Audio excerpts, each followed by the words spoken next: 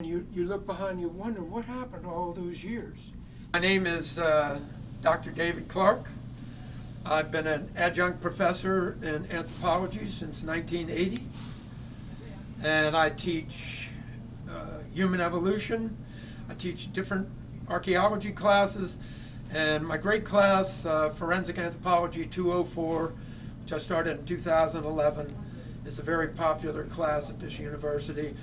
And I do, with the other faculty members, a lot of programs in the department that promote and showcase anthropology, archaeology. So teaching classes here for students is one way that we showcase our department.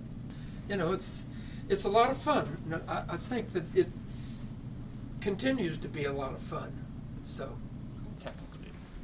well, my main office is right here. I hate to be pigeonholed into one of these little kiosks. The whole idea is to set up a community environment for students. And you know, when you get students in here, they don't know one another by the time 15 weeks is over. There's a lot of camaraderie. There's a lot of togetherness. There's a lot of friendships that are developed. And they're kind of all in the same boats. What we have is an example of artifacts that we use potentially in those classes. And I set up all these artifacts for a class like that. So the students come into the lab. Every day we work on a different type of artifact. We bring them right from the shelves, right on the tables. It's all hands-on, interactive. And then this material right here is all the bone material that we use in comparison to identify human remains, and bring students up to speed on how we take either a whole collection, a whole skeleton, or just individual bones, one bone, and what does it tell us about a person. In each one of these little boxes, you will find a different type of animal, and it could be like historic, or once people started to domesticate animals so they're not just wild.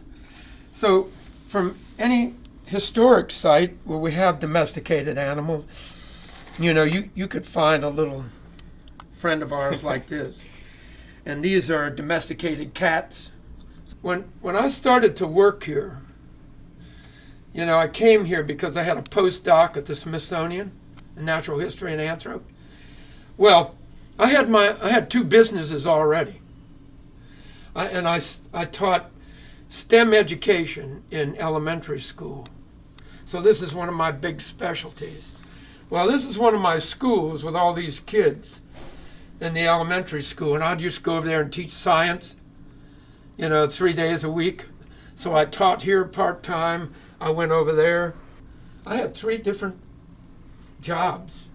I made quite a bit of money for a single guy, just messing around and doing what he loves to do. So when I do any project, I do a lot of projects for the working class people, just to, bottom people in the trenches, doing all the dangerous work.